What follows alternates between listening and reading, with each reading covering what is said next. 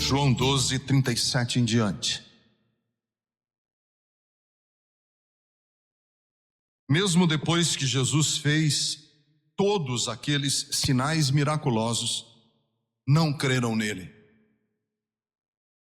Isso aconteceu para se cumprir a palavra do profeta Isaías, que disse: Senhor, quem creu em nossa mensagem e a quem foi revelado o braço do Senhor?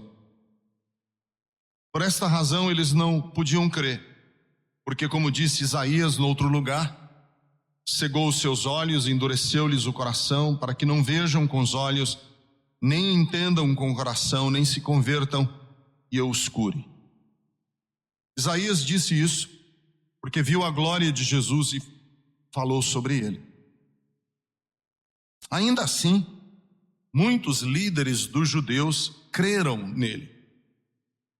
Mas por causa dos fariseus, não confessavam a sua fé, com medo de serem expulsos da sinagoga, pois preferiam a aprovação dos homens do que a aprovação de Deus. Então Jesus disse em alta voz: quem crê em mim, não crê apenas em mim, mas naquele que me enviou. Quem me vê, vê aquele que me enviou. Eu vim ao mundo como luz, para que todo aquele que crê em mim não permaneça nas trevas. Se alguém ouve as minhas palavras e não lhes obedece, eu não o julgo, pois não vim para julgar o mundo, mas para salvá-lo. Há um juiz para quem me rejeita e não aceita as minhas palavras. A própria palavra que proferi o condenará no último dia. Pois não falei por mim mesmo, mas o Pai que me enviou me ordenou o que dizer e o que falar. Sei que o seu mandamento é a vida eterna.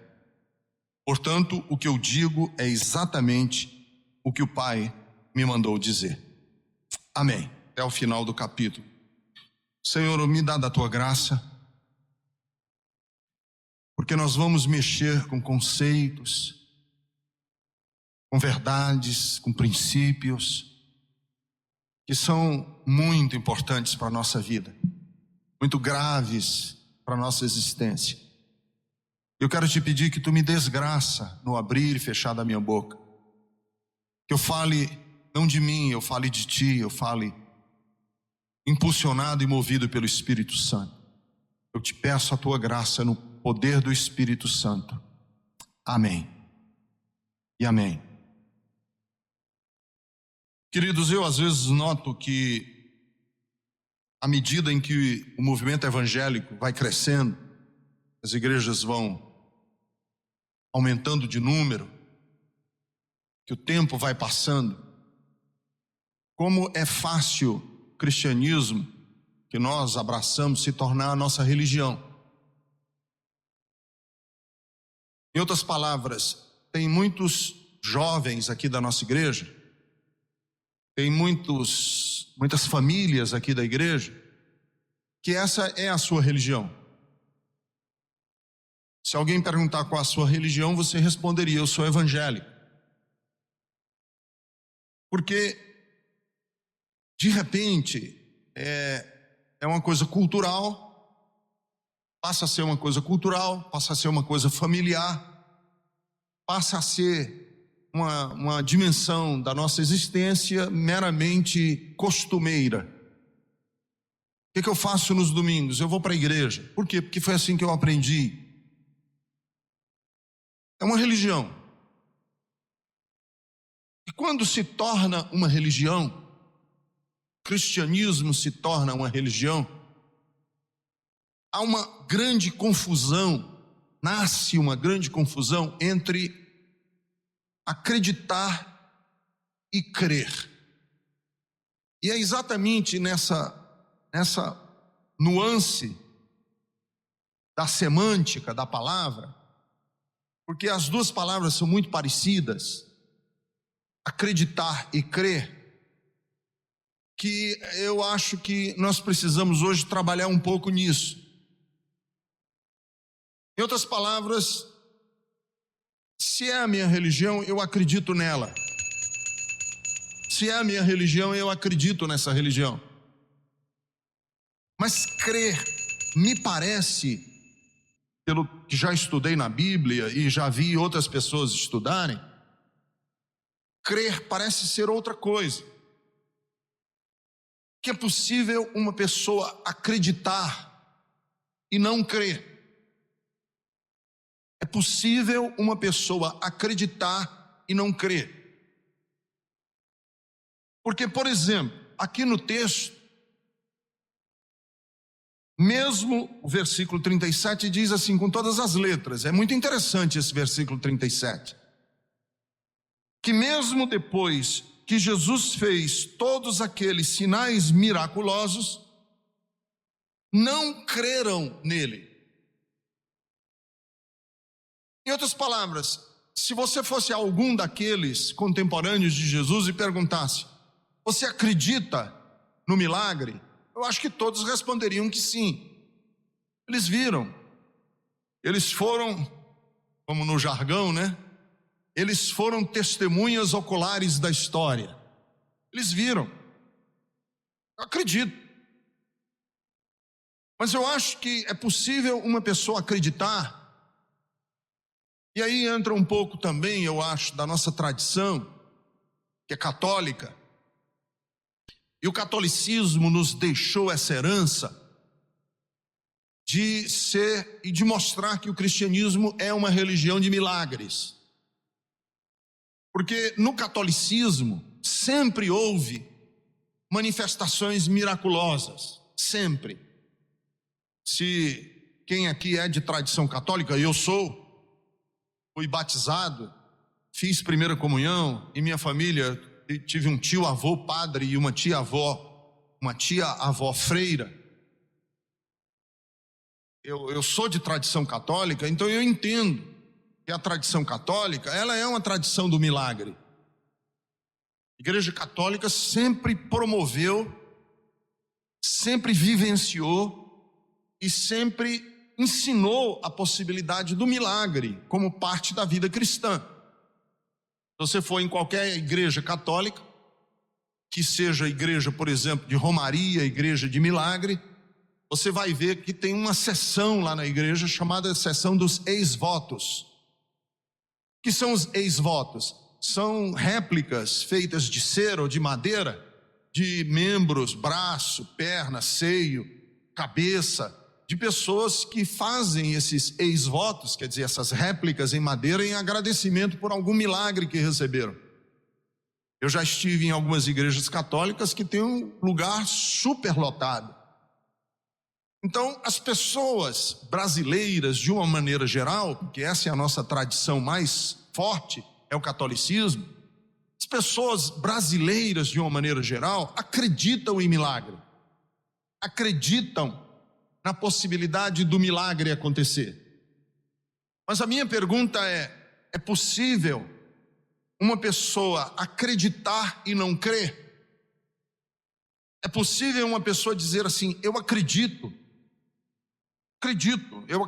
em Jesus, eu acredito na Bíblia, eu acredito na Virgem Maria, eu acredito no Espírito Santo, eu acredito em Deus operar milagre, e a sentença, a resposta de Deus para essa pessoa é ser, sim, você acredita, mas você não crê.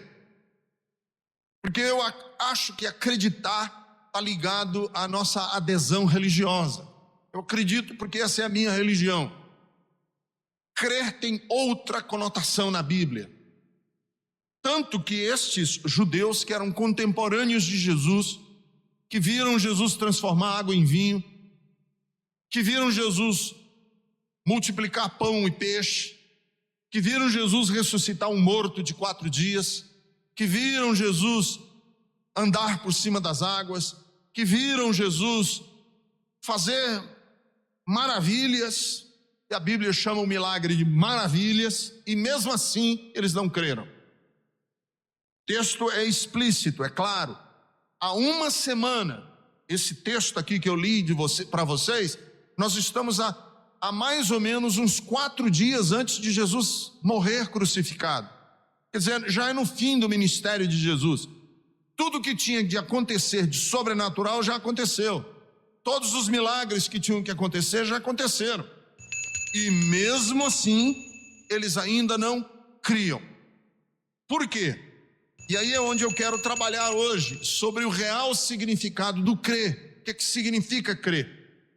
Então, por esse texto aqui, eu gostaria de buscar alguns princípios que eu queria passar para vocês sobre qual é a diferença fundamental entre você ser um religioso e entre você ser um seguidor de Jesus.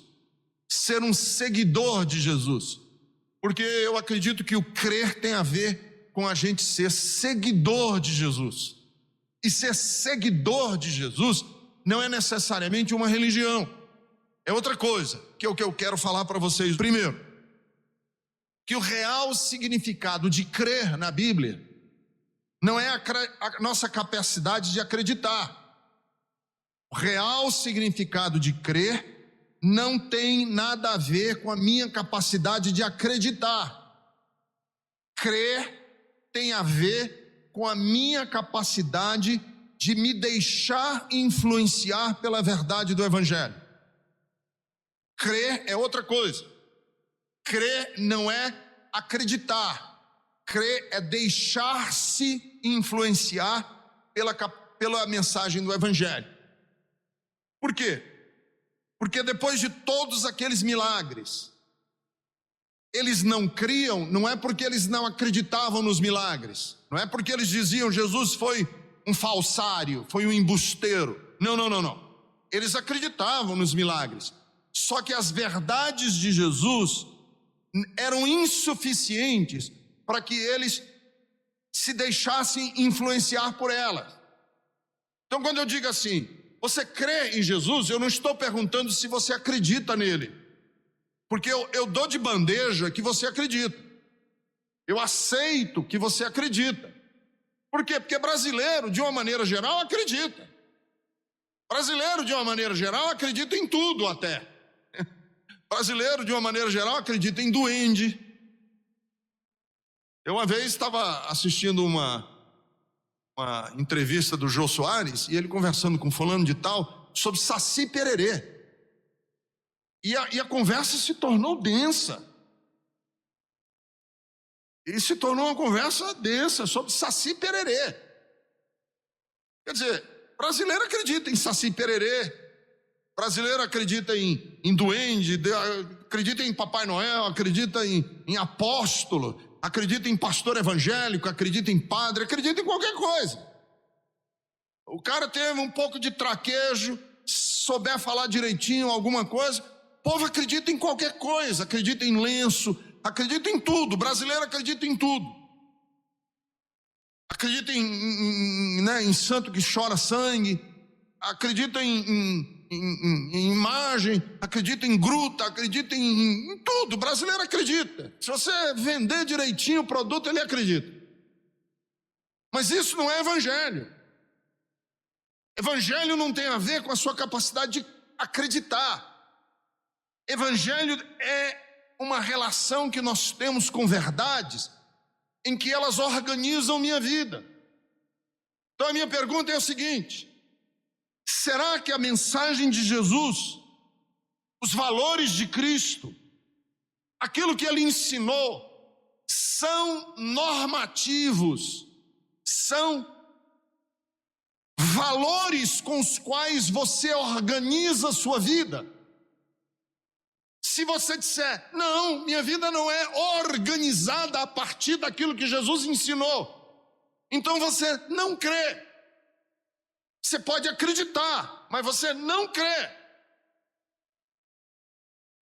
Então, se você, por exemplo, vem a esse culto, me ouve, eu prego a mensagem, ensino, o Joel canta, nós louvamos a Deus, e você sai dizendo assim, puxa, eu acredito nesse pastor, eu acredito nesse ministro de louvor, eu acredito no que foi dito, acredito. Mas se aquilo que você ouviu aqui não for suficiente para organizar sua vida durante a semana, quando você sair por aquela porta, você não crê no Evangelho. Porque crer no Evangelho é deixar com que os valores de Jesus organizem a minha casa, o jeito que eu gasto o meu dinheiro, as minhas prioridades, a maneira como eu falo, a maneira como eu me comporto. Crer é deixar que o Evangelho, e o que é o Evangelho?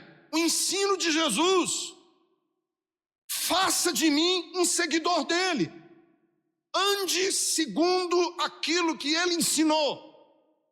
Como eu namoro, como eu escolho minha profissão, como eu me comporto diante da tragédia, como eu me comporto diante da riqueza. Porque o Evangelho tem muito a nos ensinar sobre riqueza. Como lidar com dinheiro. Como lidar com glória.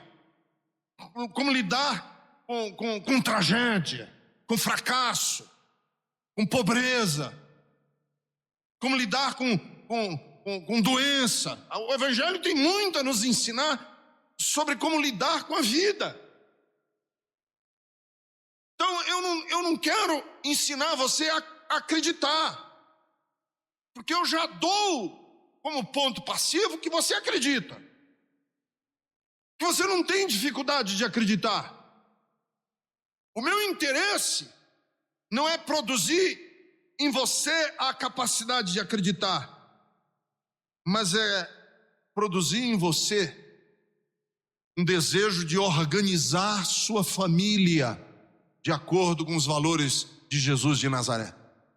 Então essa eu diria que é a grande tragédia do cristianismo ocidental, é essa.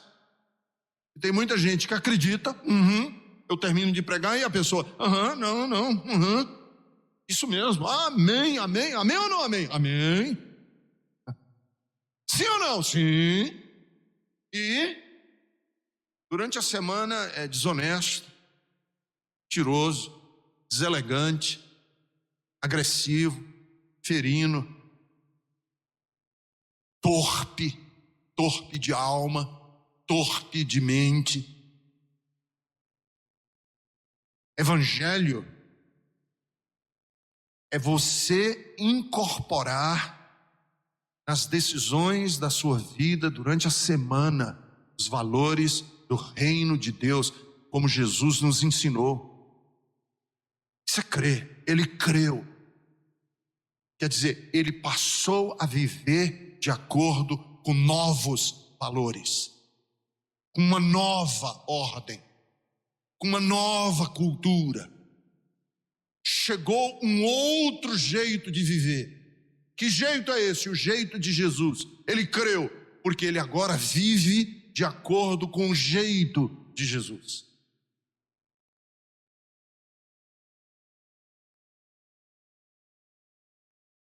Segundo, qual é a diferença entre acreditar, que é um conceito religioso, e crer, que é um conceito cristão? Segundo, tem a ver com responsabilidade e conhecimento.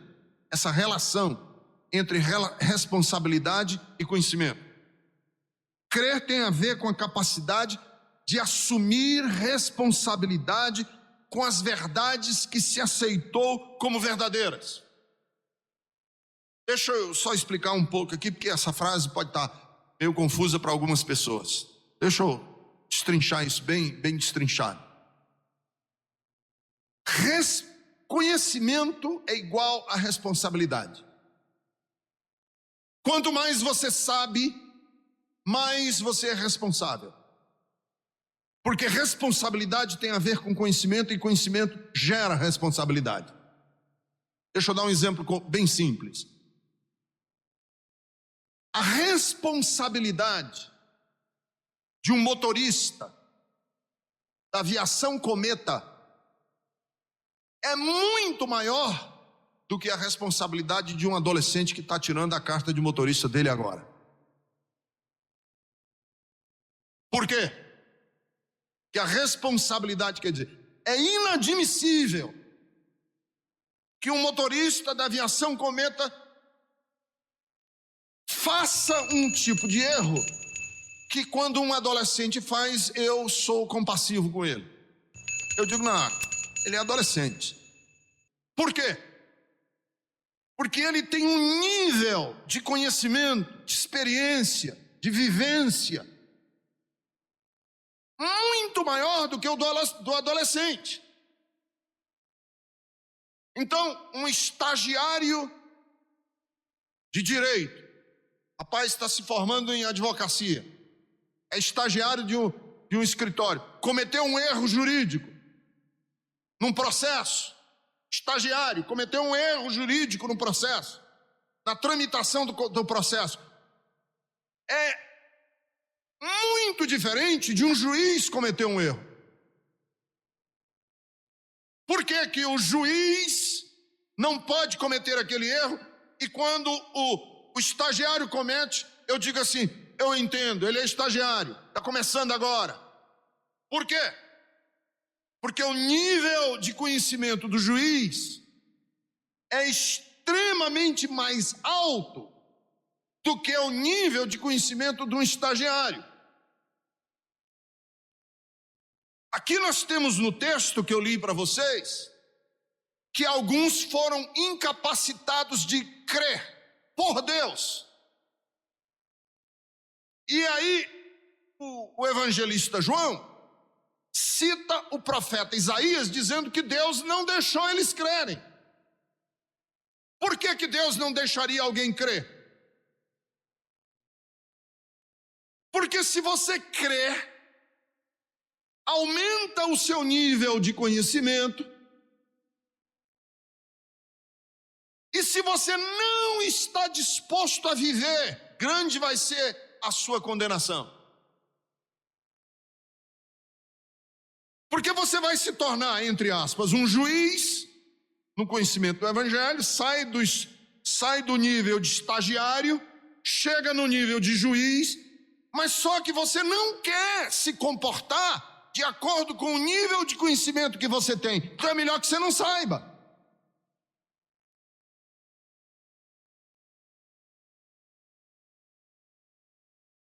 Cegou os seus olhos e endureceu-lhes o coração para que não vejam. Por quê? Porque Deus te ama pra caramba. Deus te ama muito. Deus te quer bem, cara. E se você não quer viver o evangelho, Deus é tão bom contigo que Ele cega os seus olhos para que você não aumente o conhecimento. Para que você fique meio leso. Você prefere o Big Brother Brasil. Você sabe, eu não sei por que eu gosto tanto do Big Brother Brasil. É a Deus que te ama. Deus te quer bem. Quer te deixar assim, entendeu? Porque se você aumenta o conhecimento, maior é a sua responsabilidade. Aumenta o conhecimento, é maior a responsabilidade. Um cientista que está trabalhando e descobre a cura da malária, a vacina contra a malária, grande a responsabilidade dele de colocar isso no mercado, porque agora ele sabe, ele não pode esconder.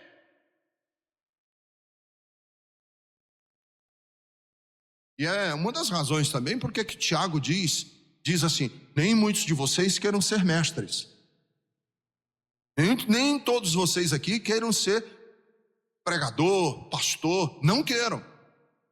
Mas por que, pastor? Porque vocês vão passar por um mais severo juiz. Em outras palavras, a régua com que Deus vai me medir é diferente da que Ele vai medir o adolescentezinho que está aí ainda, cheio de hormônio. Que a única coisa que ele se interessa é pela menina. Por que Deus vai me medir com a régua diferente que Ele vai medir o adolescentezinho? Porque eu sei mais do que ele.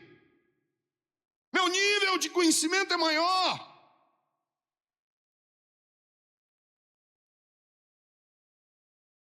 Crer tem a ver com o compromisso de viver, uma vez iluminados os meus olhos.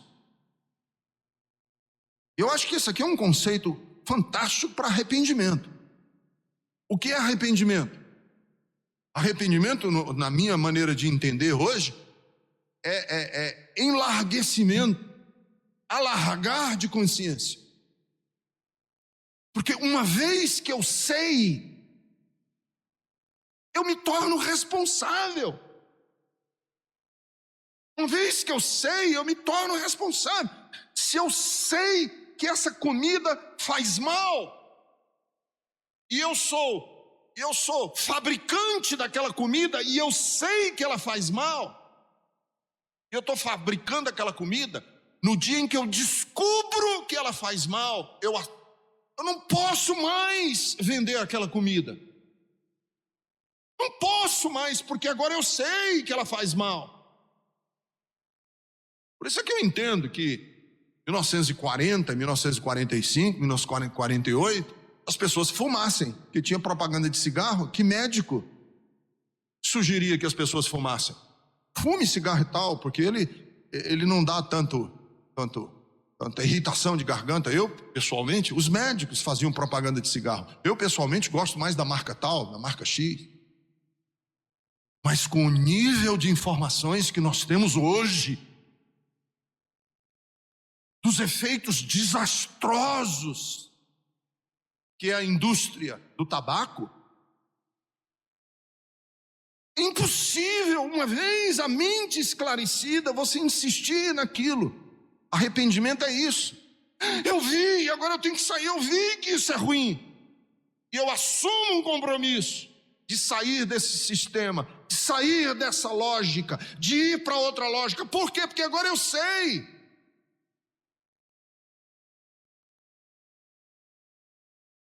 Mas eu não quero assumir responsabilidade nenhuma. Eu não quero assumir outra responsabilidade. Então tá bom, fica assistindo Big Brother Brasil. Precisa. Para que lhe iluminar a mente se você não vai viver? Para que dar crescimento a você se você não vai assumir a responsabilidade? Só para aumentar a sua condenação? Só para você ser mais condenado? Não, então fique. Entra por um ouvido, sai por outro, não entendi nada, eu não entendo, eu não quero. Eu prefiro colocar minha mente em ponto morto. Neutro, sabe? A marcha do carro. Põe a marcha do carro em ponto morto, ele não vai nem para frente nem para trás. Neutro. Eu acho que a televisão faz esse benefício para as pessoas. Deixa a cabeça das pessoas em ponto morto. Neutro. Você está pensando? Não. Você pensa? Não. Estou aqui só vendo as coisas. Porque quanto mais a gente sabe, mais responsáveis nós nos tornamos. E se você não quer ser responsabilizado ou não quer assumir a responsabilidade, é melhor que você não saiba. Porque se você souber e não assumir a responsabilidade, maior é a sua condenação.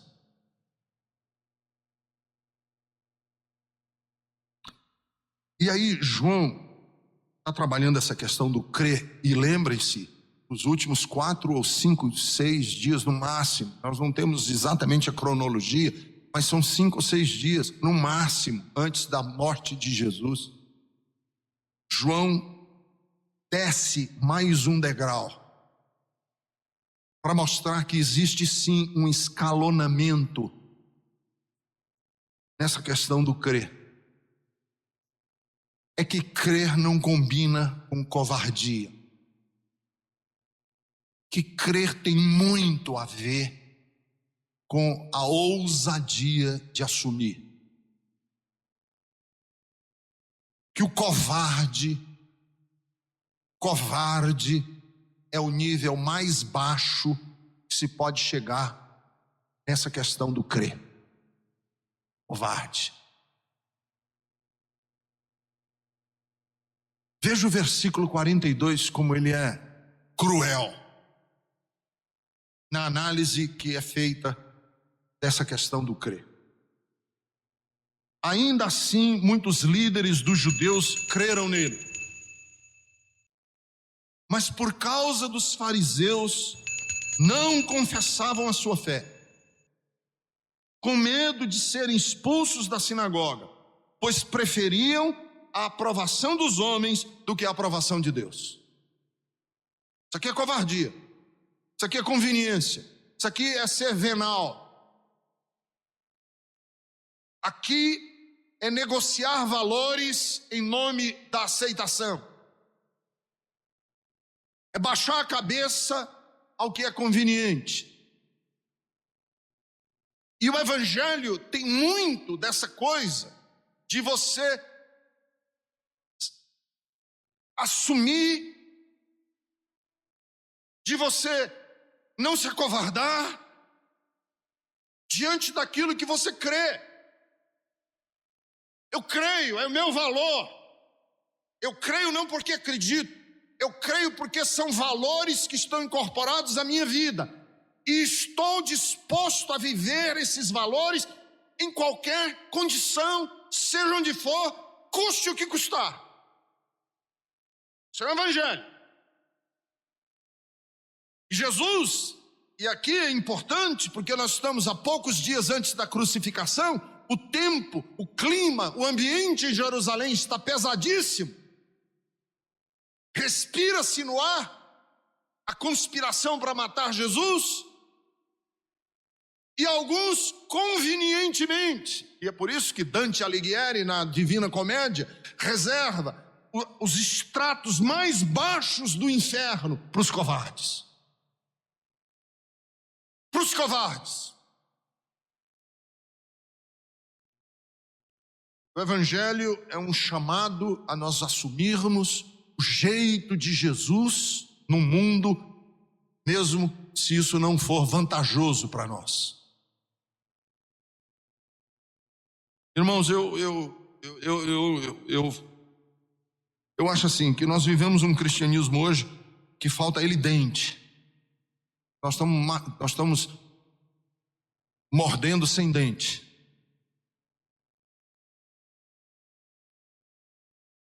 E eu acho que tem muito a ver com uma coisa de covardia mesmo. Nós temos vergonha de nos assumirmos como cristãos nesse mundo, de assumirmos os valores de Cristo nesse mundo. Aliás, eu acho que nós copiamos muito as coisas do mundo, os valores que a Bíblia chama de mundo, porque eles são muito mais bonitos, são muito mais convenientes, e a gente não quer ficar mal na fita, não quer passar por brega, ou não quer passar por antiquado, não quer passar por radical. E nós vamos negociando, e vamos negociando. De repente nós somos tão parecidos com todo mundo, que os nossos valores, os valores de Cristo, não são vividos nesse mundo pelos cristãos.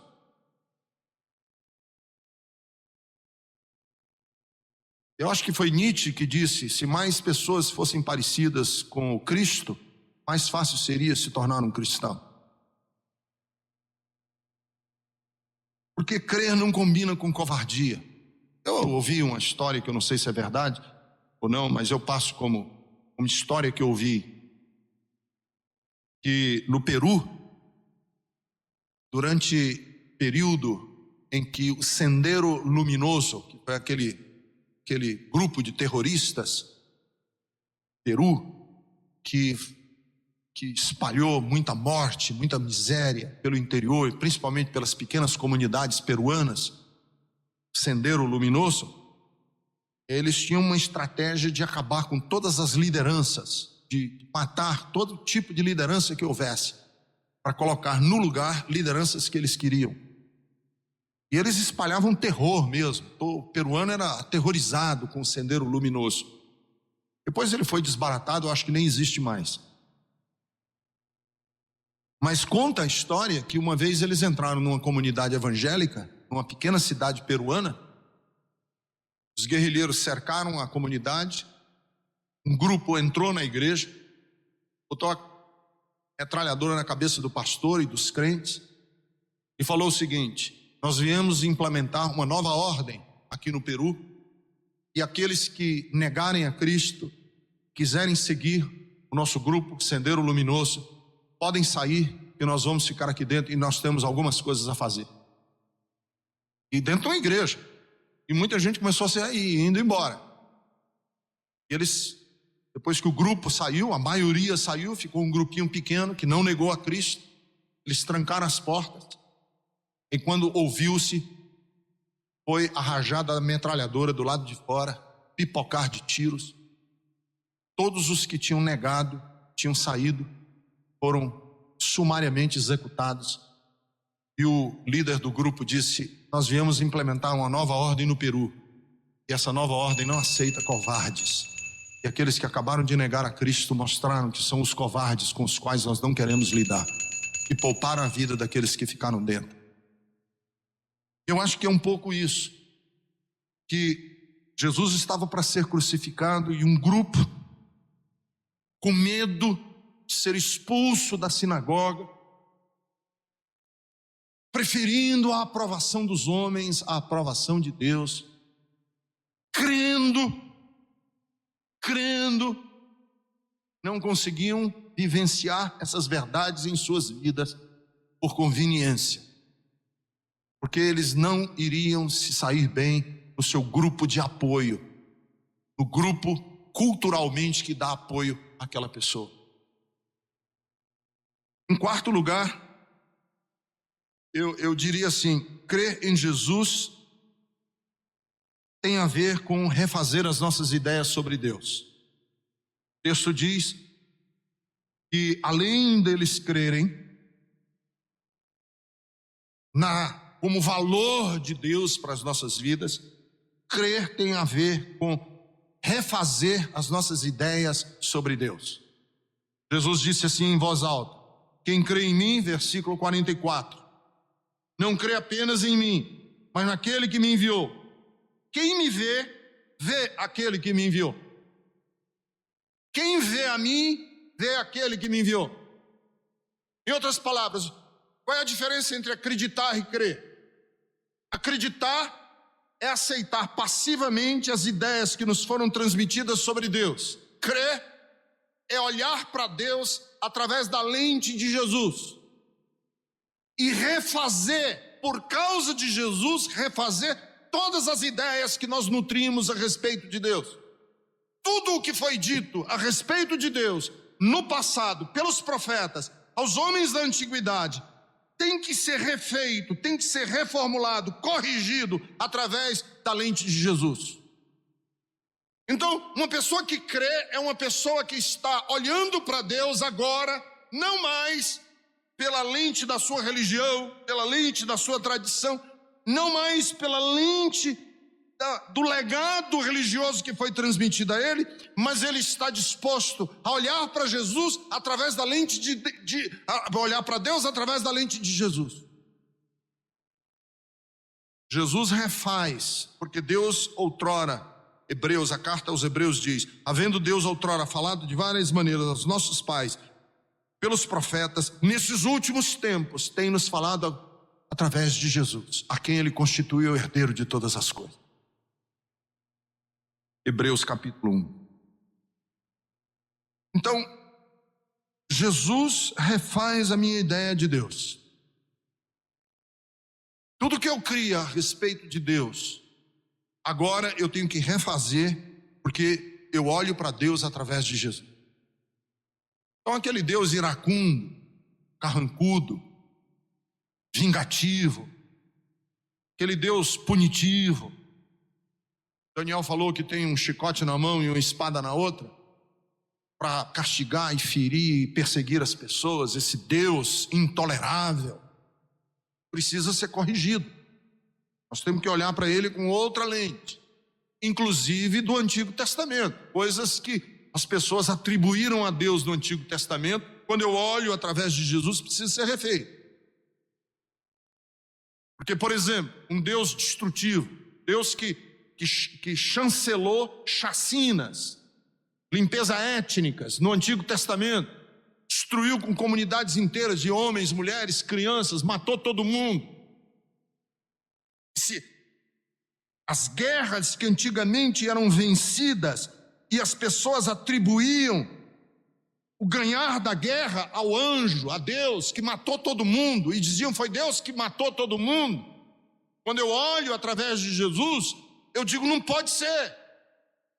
Porque Jesus corrige aquela ideia que se tinha a respeito de Deus.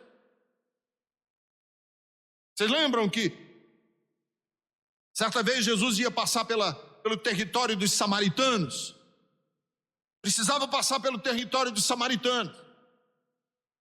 E os samaritanos, que tinham uma rixa já secular contra os judeus, não deixaram ele passar. Aí os apóstolos, principalmente João, esse João aqui, foi a Jesus e disse, Senhor, manda descer fogo do céu e mata todos os samaritanos. Ele estava certo ou ele estava errado? Ora, na lógica de Deus que ele, João, tinha aprendido, ele estava certíssimo. Porque no avanço de Josué para conquistar a terra prometida, se havia um povo que se interpunha e Josué destruiu com todo o povo, imagine agora o avanço do Messias, mata todo mundo que estiver na frente. E aí João vai a Jesus e diz, vamos mandar cair fogo do céu. E o que Jesus faz? Não, esse não é o Espírito, você nem sabe de que Espírito você está falando, não é assim Deus. Então Jesus corrige as ideias distorcidas que os povos tinham, inclusive judeus, a respeito de Deus. Mas Jesus não só corrige, ele confirma. As ideias que as pessoas tinham a respeito de Deus estavam certas. Como, por exemplo, o Deus que nos é apresentado através do profeta Oséias, que é traído, que é vítima de adultério, que a mulher trai. E aí Deus chama Oséias e diz assim, vai e diz para Israel que o que a tua mulher fez contigo é o que Israel está fazendo comigo. E que às vezes me dá vontade de fazer picadinho de Israel. Mas aí, ao invés de fazer picadinhos, eu levo Israel para o deserto e falo ternamente ao seu ouvido, como um amante fala à namorada. Jesus não só corrige, Jesus confirma as ideias corretas de Deus que a gente precisa ter. Em outras palavras, quer conhecer Deus? Olha para Jesus.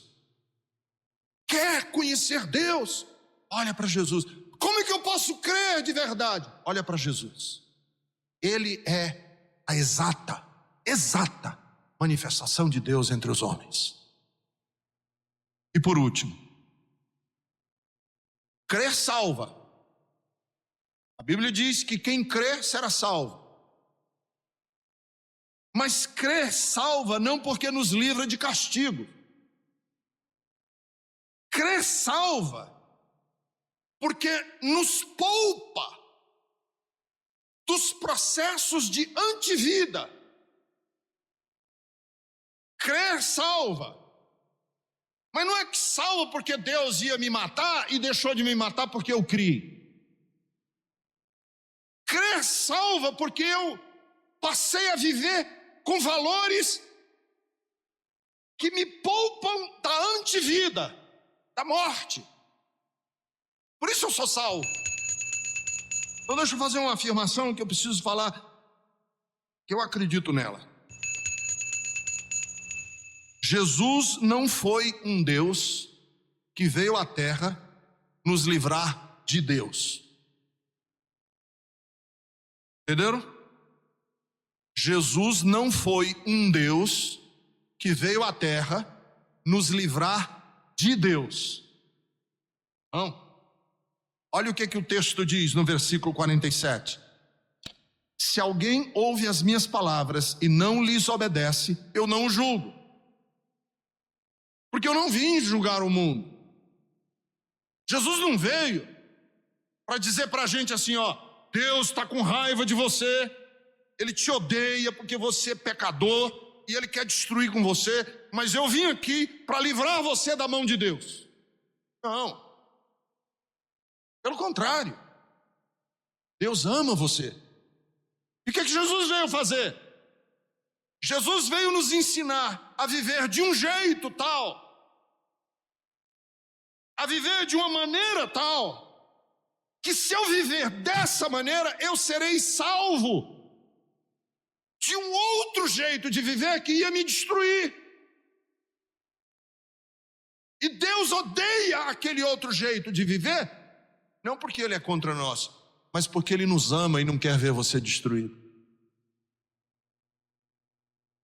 Há um juiz que vai julgar você. E Jesus disse, mas esse juiz que vai julgar você, não sou eu vim para salvar. O que vai julgar você? São as palavras que eu falo, que você vive ou deixa de viver segundo essas palavras. Esse é o juiz. Quem viver de acordo com as palavras, salva a sua vida. Porque vive agora de acordo com um sistema que vai salvar a sua vida. Ele veio dizer que Deus é por você e que Deus está interessadíssimo em ensinar você a viver de tal maneira que, se você viver desse jeito, você é digno da eternidade. Isso é o Evangelho.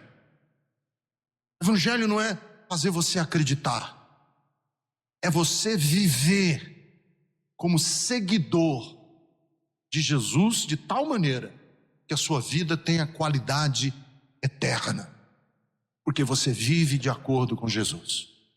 Eu era adolescente e eu me lembro que na aula de catecismo, quando eu fui fazer a primeira comunhão, professora, coitada, desavisada, eu acho que mal preparada, minha professora de catecismo, ela disse que Deus estava com tanto ódio da humanidade, que Deus levantou a mão assim para destruir com o mundo, e a Virgem Maria botou a mão embaixo e segurou. E eu achei essa cena horrorosa. Mas aí eu me tornei evangélico, e eu descobri que os evangélicos, não o evangelho, os evangélicos têm a versão evangélica para essa história. É que Deus está com tanta raiva da humanidade que Deus fez assim para acabar com a gente, e Jesus veio e segurou a mão de Deus e disse, não faça isso. Quer dizer, Jesus é um Deus que nos livra de Deus. E essa visão é horrorosa, porque a Bíblia diz que Ele é um Pai que se compadece de nós.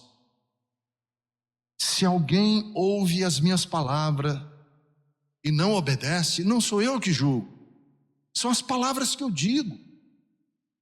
É o que você faz com a sua vida. O que vai destruir com você não é Deus empurrando você para baixo com um tapa. O que vai destruir com você é a negligência de que você não abraçou os valores do reino, não viveu de acordo e morreu uma vida aquém daquela vida que Deus tinha e gostaria que você vivesse. Evangelho é abraçar as palavras de Jesus e dizer, eu quero viver de acordo com as tuas verdades, os teus princípios. Vai ser a minha bússola, vai ser a minha agulha imandada, que vai apontar o caminho que eu devo seguir. Serão de agora em diante as tuas palavras, eu vou viver de acordo com elas. Você quer crer no Evangelho? Porque quem crê será salvo. Quem não crê será condenado. É o que a Bíblia diz.